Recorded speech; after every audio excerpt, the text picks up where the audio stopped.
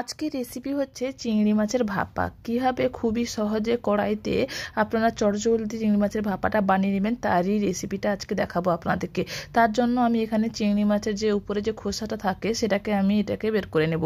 অনেকে এটাকে রেখে রান্না করে, কিন্তু আমার পছন্দ হয় না এইভাবে রান্না করতে, সেই জন্য আমি চিংড়ি মাছের খোসাটাকে বাদ দিয়ে রেখে দিচ্ছি। সুন্দরভাবে পরিষ্কার করে নিচ্ছি চিংড়ি মাছগুলো সুন্দর করে।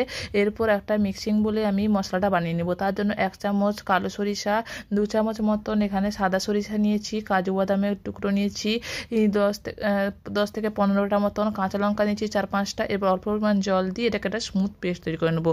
এরপর আমি একটা বোল নিয়েছি, তাতে আমি যে পেস্টটা তৈরি করে রেখেছিলাম সেটাকে দিয়ে দেবো।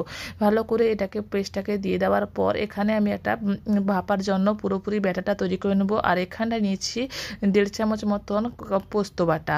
পোস্ত বাটা যদি না থাকে আপনার কাছে এখানে চাল মগজ ব্যবহার করতে পারেন, কিন্তু পোস্ত বাটাটা দিলে খুবই ভালো লাগে। এরপর 4 চামচ মতন এখানটায় দিয়েছি টক দইটা দিয়েছি, আর স্বাদ মতন লবণ, হলুদ দিয়েছি 1/2 চামচ মতন, আর সরষের তেল দিয়েছি 3 চামচ মতন। এরপর এটাকে ভালো করে মিশিয়ে নেব। এরপর এখানটায় আমি দিয়েছি অল্প পরিমাণ চিনিটা দিলে তার ব্যালেন্সটা খুব, দই দিয়েছি তো তাই ব্যালেন্সটা খুব সুন্দরভাবে হবে, তাই এখানটায় চিনিটা অবশ্যই দেবেন। এরপর এটাকে ভালো করে মিক্সড করে নিয়েছি। মিক্স করে নেওয়ার পর আমি এখানটায় চিংড়ি মাছটাকে দিয়ে দেবো।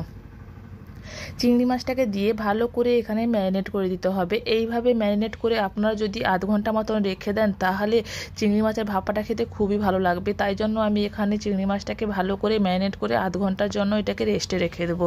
আধ ঘন্টার মতন রেস্টে রেখে দেওয়ার পর আমি একটা কড়াই নিয়েছি, কড়াইয়ে যে চিংড়ি মাছটাকে ম্যারিনেট করে রেখেছিলাম সেটাকে দিয়ে দেবো ভালো করে। আর চিংড়ি মাছের যে পাত্রটা যেটাতে ছিল তাতে অল্প পরিমাণ মশলা লেগেছে, তাই ওটাতে আমি জল দিয়ে দেবো পরিমাণ মতন। যতটুকু জল ব্যবহার করব সেই পরিমাণ জল দিয়ে ভালো করে ধুয়ে এখানটায় দিয়ে দেবো। এইভাবে ভালো করে জলের সঙ্গেও মিশিয়ে নেব। ভালো করে মিশিয়ে নেওয়ার পর এখানটায় আমি উপর থেকে দিয়ে দিচ্ছি সরিষার তেল। আবারও উপর থেকে সরিষার তেল দিয়ে দেবো। 2 থেকে 3 চামচ মতন সরিষার তেল উপর থেকে ছড়িয়ে দিব। আর 3 থেকে 4টা মতন কাঁচা লঙ্কা চিড়ে এখানটায় দিয়ে দিতে হবে।